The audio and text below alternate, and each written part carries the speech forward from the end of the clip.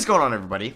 How is everybody doing today? And today we're here back on the second channel with an NBA reaction video. And Andy Bailey of Bleacher Report posted this article, the one trade deadline deal every NBA team should be already exploring. I'm going to go through this, we're going to read off every trade, and then I'm going to give my opinion on this. So this is something I actually find pretty interesting, because on my main channel I don't have a chance to do something like this. On my podcast I like to talk about stuff, but I don't really talk about other people's opinions on NBA topics such as trades or transactions or personnel moves. So yeah, I think this would be fun to do on the second channel. I could react to stuff, give my opinion on that, on other people's opinions, and yeah, let me know in the comments if you guys think this is cool, and then just maybe let me know anything else you would want me to react to in the comment section below. I will leave the link to the article in the description. So yeah, Andy Bailey, if you know him on Twitter, he's a big advanced analytical guy. He favors advanced statistics heavily, so just some background on him. I believe he writes for Bleacher Report and he does a podcast for them. I'm not sure. I do follow him over there. So yeah, we're going to talk about this, and then I'm going to give my opinion. Not going to trash his opinion. These are all opinions. So the Iguodala suitors. Before we go into this, I don't think the Grizzlies are going to get a first for Iggy. I mean, unless a team gets desperate and thinks like another team will get it. I mean, the one trade that kind of like makes the most sense here for both sides is Iguodala to the Mavericks, Courtney Lee, and the Warriors second round pick that the Mavericks own to the Grizzlies. It's not a first round pick technically, but it has a chance to be the 31st, 32nd pick in the draft, which is basically a late first, which I think is fine value for Iggy. And you already got a free first round pick for Iggy. And then the Mavericks are giving up Courtney Lee, who's not even a rotational guy. So let's see. Dallas Mavericks first. Oh, there we go. He says 2 second round picks though. Okay. So Courtney Lee and 2 seconds. I kind of gave my justification on that. Denver Nuggets. Mason Plumlee and Malik Beasley. It's a lot. That's a lot to give up Malik Beasley. I mean, the Nuggets have Malik Beasley, Gary Harris, Will Barton, and Torrey Craig are all kind of lumped into those forwards. They also have Michael Porter Jr., Juancho Hernan-Gomez. They have a lot of those guys. Mason Plumlee, I think, hurts because who's their backup center after that? They're going to call Bol Bol, but do you really trust Bol Bol, a rookie, on a good playoff team like the Nuggets, or if they want to be a good playoff team? I don't know if they will move Plumlee. I just don't know who their backup big would be after that. I guess maybe Jeremy Grant or Jeremy Grant, excuse me, will go to the full-time 5, but then who's your 4? Maybe Hernan Gomez. I don't know. I don't know how I feel about that. Also, Malik Beasley, who could be maybe as valuable as a first, or low-end first, who will be a restricted free agent. I do like Malik Beasley. I wish that the Nuggets had a trade exception that they could use here. Clippers, Mo Harkless, Landry Shamet, and Terrence Mann. I feel like that's a lot to give up for Iguodala, namely because of Shamet. If you want to give up Terrence Mann, I think that's fine. He's a semi-potential, not a high, he has some potential, not a high ceiling. Could have a low floor in man. But now you're just mainly doing this trade, Harkless, for the upgrade for Iggy. I don't think that's worth Shamet, just my opinion. I think that's too valuable. At this point in Shaman's career. Lakers just, the deal just wait and hope. Yeah, if he gets bought out, I'm sure Iggy or the Lakers would be Iggy's #1 choice to go to. Utah Jazz, Exum Davis and a first round pick. I think that's a lot. I think that they can get somebody possibly better for that package, because now you're giving up a first round pick, a semi-young player that doesn't really have that much potential left in Exum, who's been disappointing, and then Davis, who I think is valuable to that bench of the Jazz now. Maybe not offense, but defense. But I think they could package Exum in that first elsewhere. Maybe it's for Gallo. Maybe it's, I don't really think it's for Kevin Love. Maybe if it's like a Marcus Morris or an Evan Fournier. I don't know. I just think it'd be, you can get probably better value for that. And they don't need defensive help, Utah. They don't. They need offensive help, especially on that bench. They need playmakers, shot creators off the bench. And the Raptors, Ibaka and a first for Iguodala. And Jay Crowder. I mean, I feel like that does help them, because now you're going to just give Chris Boucher a little bit more minutes, who's showing he's not terrible. It says here the team's net rating falls off a clip when Ibaka's in the game. Sure. Do you think a first round pick's worth for Iggy? I don't know. Kevin Love suitors. Okay. I've tweeted, I really only think there's not many teams that would give the Cavs what they want. I tweeted out a package that would send a protected first, Kaminsky, and Tyler Johnson to the Cavs, and that first would convey into 2 seconds if the Suns don't make the playoffs for Kevin Love. And people are like, that's not enough value for Kevin Love. Who is trading for Kevin Love? Who is realistically giving up major assets for Kevin Love? Maybe a late first round pick, but not a lot of these teams could get to Kevin Love's cap hold. Guys, Kevin Love is not what he used to be. He's not. He is a good player still. He's 31. He still gets space the floor. He's not horrible in defense. Still a good rebounder. But we're going to go down to his contract here. It's horrible. It's not going to be any better, and it does go up and then down in the 4th year. But what? He's 31 now. Be 32. He'll be 34, making 29 mil. I don't know. I'm just not a fan of that. Giving up a good young player and a first, like unprotected first for him. So Portland, yes, Whiteside for love. I mean, if that's it, and if Portland doesn't have to give up a first, okay. I don't know if Portland would want to pay the luxury tax, and I don't think that defensive lineup would be great. I mean, now you're going to have Lillard, McCollum, who's your 3 at this point? Melo, Zach Collins, or it would be Melo, Love, Zach. Who's even their center at the moment? Well, Bissiere? Or you play Love at the 5, Melo at the 4, Hazonia or Little at the 3? I don't know, man. I think they need defensive help more than they need offensive help. I think, yeah, that's why I don't really think Gallo's a great fit there either. Heat, yes. I mean, honestly, this isn't a horrible trade because you're getting a semi-good young player in Opala that could have some potential. And a second. Maybe Cleveland would want none, but I don't know why they would want another guard that isn't a great passer. Maybe they would want Winslow, but I mean, Opala in a second isn't horrible because the Heat don't have any first, but now you're getting the baggage of Johnson and Waiters, who I'd want to buy out immediately. Not a huge fan of that. Kings, Dwayne Dedmon, Ariza, and a first. I kind of like that. And honestly, you might not even have to give up the first if you throw in Bogdan Bogdanovic in there. Huh. I kind of like that trade.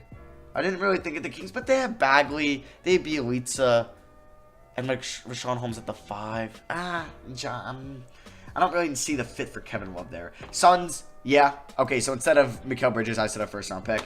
I think that would be the more likely one if the Suns are trying to go all in on the playoffs this year, and they're trying to make the playoffs for the first time since 2010. Chris Paul suitors, okay. Spurs, don't think that's going to happen. I'm not really going to talk about that trade too much. Blake Griffin for Chris Paul, let's get weird. Yeah, these two are pretty unrealistic. Spurs, they're not taking on Chris Paul when they're just loaded at the guard position already. Maybe not talent-wise, but just potential-wise. They still have White, Murray, Forbes, Mills there, and you're not really solving a problem there. You really need 4 spacers. Chris Paul's not the 4 spacer you need. Detroit, I mean, Griffin for Paul isn't horrible, but why would OKC do that? I mean, I guess they get off a year early, but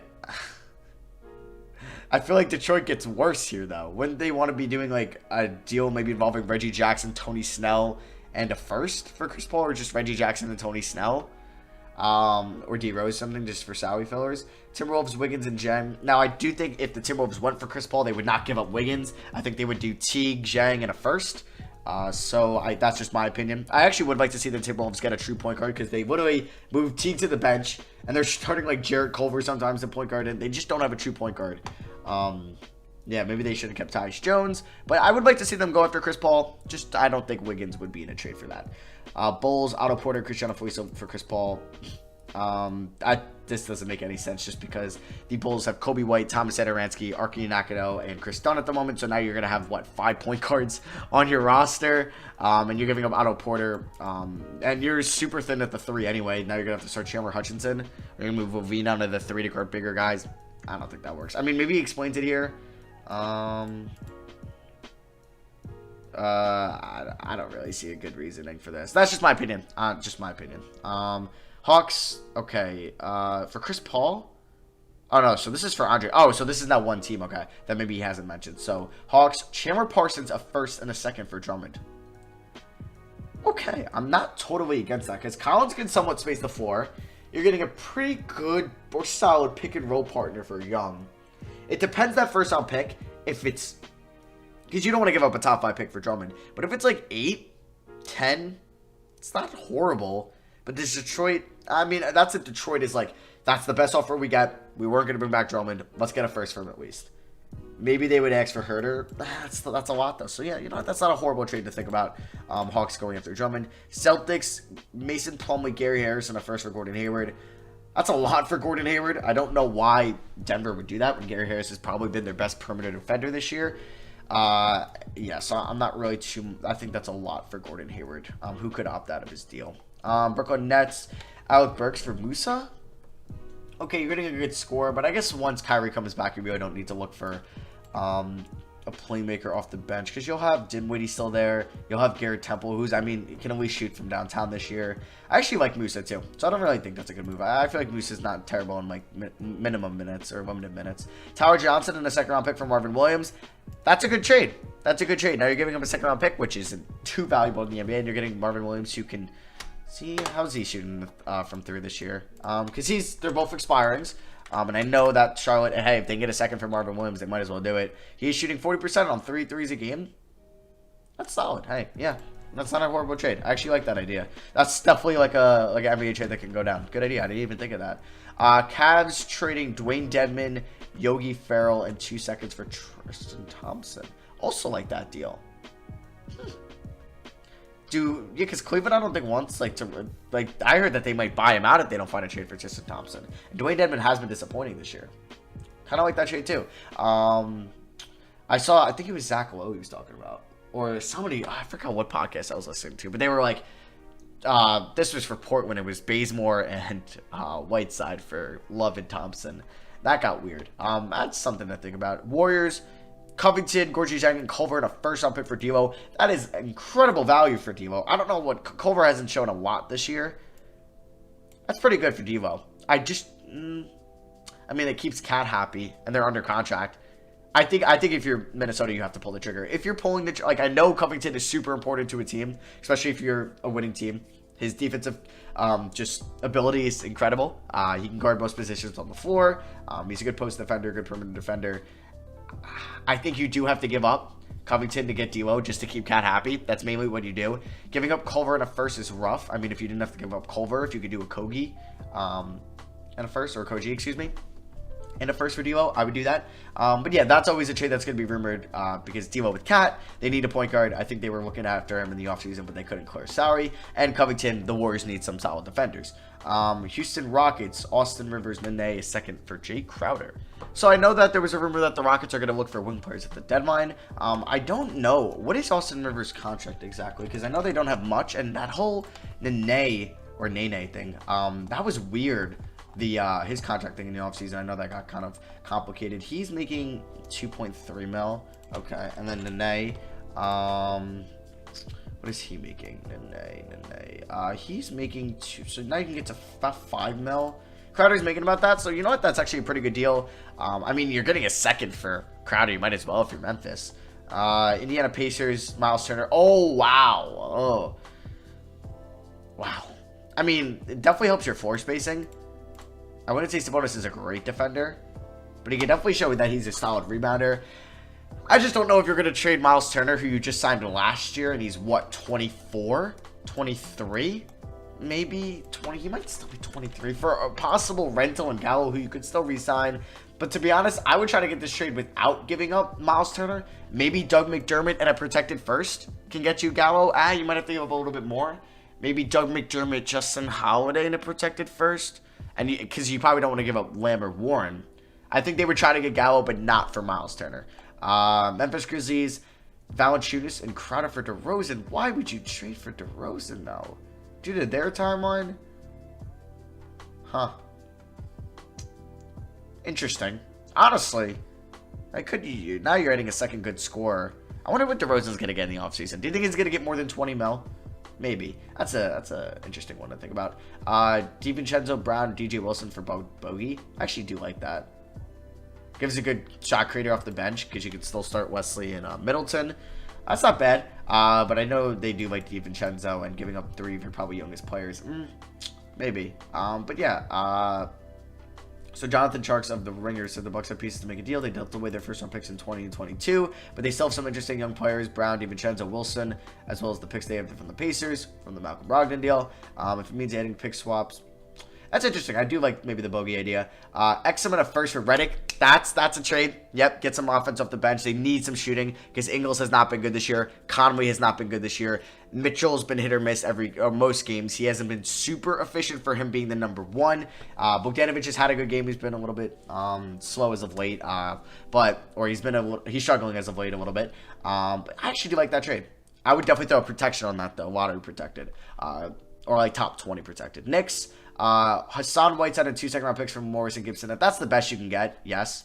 I think there was a rumor that the Knicks could maybe get a couple or 3 teams would be willing to give up a protected first for Morris, and if you can. But if you can get 2 second-round picks from Morris and Gibson, you do the trade. Oklahoma City, Courtney Lee, Maxi Kleber, and 2 seconds for Gallo.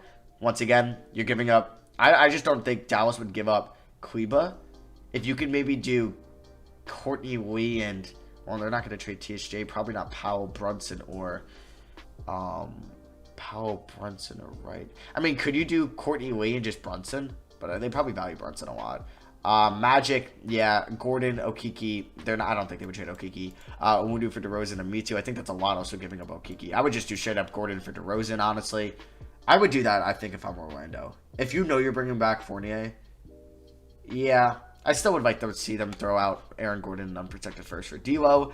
76ers, Zaire Smith, and Mike Scott for McDermott. Smith was just the 14, 13, 15 something pick in 2018. Hasn't really played due to injuries. He's played, I think, a little bit for the Sixers this year, maybe not even a lot. I gotta probably type in Zaire because there's so many Smiths. But yeah, Zaire Smith, 6 games, he's hurt. He's out with a leg injury. I don't know. I think if they're gonna really sell low on Smith at his probably lowest value, a former top 20 pick. For Doug McDermott, I feel like you can get probably something else, maybe even a little bit better, but you are getting a floor spacer in which they need. And finally, the Washington Wizards get a first-round pick for Davis Bertans. Honestly, at the way he's playing, I'd like to give him a contract extension. So yeah, that is going to be for me. Thank you all for watching. I will leave a link to the article in the description below. There's definitely a couple of these trades that I didn't think of that I thought were pretty cool, like the Marvin Williams and a second for Tyler Johnson, or the Dwayne Dedmon for Tristan Thompson deal. But yeah, let me know what you guys thought of the article below, and if you guys think these are cool and you like seeing me do these. So yeah, that is going to be for me. Thank you all for watching. Love you guys. See you guys next video. Peace.